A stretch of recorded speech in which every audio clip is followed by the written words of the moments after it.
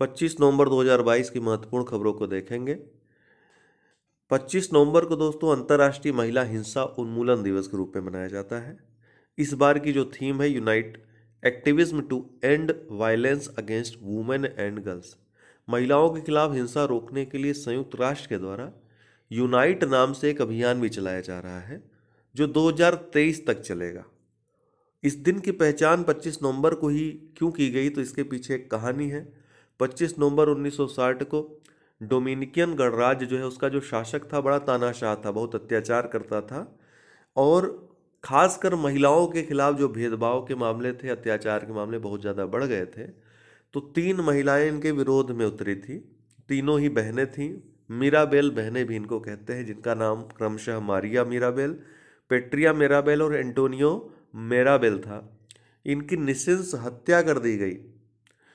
तो इनकी याद में ही बाद में कई संगठनों ने जो महिला अधिकारों के लिए काम कर रहे थे 25 नवंबर को अंतर्राष्ट्रीय महिला हिंसा उन्मूलन दिवस के रूप में मनाना शुरू किया। लेकिन इसकी औपचारिक जो स्थापना की गई थी यूएनओ के द्वारा 1993 में की गई थी। तब से ये प्रतिवर्ष मनाया जाता है। तो नोट करने वाली बात है, विभिन्न परीक्षाओं में पूछा सकता है और मुख्य परीक्षा के लिए भी आपके पास एक पॉइंट अच्छा है। यूएन द्वारा महिला हिंसा उन्मूलन के लिए 2030 तक के लिए यूनाइट अभियान ये चलाया जा रहा है। नाउ यू ब्रीद ये पुस्तक है, राखी कपूर की पुस्तक है। ठीक है, अभी हाल ही में लॉन्च हुआ है। राखी कपूर की कई पुस्तकें बेस्ट सेलिंग में जा चुकी हैं, आपको मालूम होगा। तो नाउ यू ब्रीद ये भी बहुत महत्वपूर्ण पुस्तक है, बहुत जल्द फेमस भी हो जाएगी। अरिट्टापट्टी गांव ये तमिलनाडु में स्थित गांव है।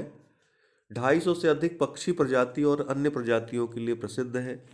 एक पर्यटन स्थल भी है और इसको पर्यटन स्थल के रूप में विकसित करने के लिए तमिलनाडु का इसको पहला जैव विविधता विरासत स्थल घोषित किया गया है। तो अरिट्टापट्टी गांव पूछ सकता है।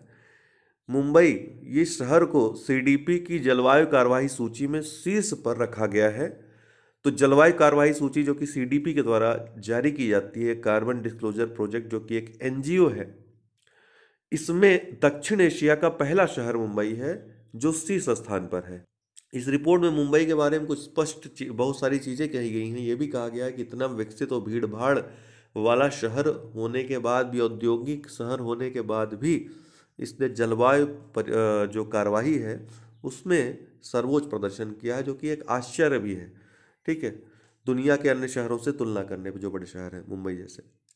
तो कार्बन डिस्क्लोजर जो प्रोजेक्ट है 2000 में इसकी स्थापना हुई थी। तब से एक कार्बन न्यूनीकरण के क्षेत्र में, ठीक है, शहरों के अध्ययन में, कृषि के अध्ययन में, वनों के अध्ययन में, प्रजातियों के अध्ययन में ये काम करता है। तो यूके, जापान, यूएसए, भारत, चीन और जर्मनी में ये संस्था स्थापित है। इसका हेडक्वार्टर लंदन में है, इंग्लैंड में। अनवर इब्राहिम मलेशिया के 10वें प्रधानमंत्री बने हैं। क्या नाम है? अनवर इब्राहिम, याद रखिएगा। कडालिकाई परिशे, कडालिकाई परिशे ये कन्नड़ शब्द है, इसलिए आपको समझ नहीं आ रहा है। ये बेंगलुरु में 3 दिवसीय मूंगफली उत्सव जो आयोजित हुआ है उसका नाम है कडालिकाई परिशे। रूस वित्त वर्ष 2022-23 की पहली छमाही में रूस पहली बार भारत का सबसे बड़ा उर्वरक आपूर्तिकर्ता देश बन गया है। तो भारत जहाँ जहाँ से उर्वरक लेता है, सबसे ज़्यादा उर्वरक आपूर्ति कहाँ से हो रही है? रशिया से। 2022-23 की पहली छमाही में तो पहली बार ऐसा हुआ है कि रूस सबसे बड़ा उर्वरक आपूर्तिकर्ता देश बन गया है भारत का। आज के लिए इतना ही। प्रीलिम्स मुख्य परीक्षा के बैचेस चल रहे हैं। यूपी पीसीएस, आरओ, बीपीएससी के लिए भी आज कोर्स लॉन्च करेंगे, 68वें बीपीएससी के लिए और 67वें के मेंस के लिए भी। तो आप लोग उसमें भी जुड़ सकते हैं। बहुत बहुत धन्यवाद।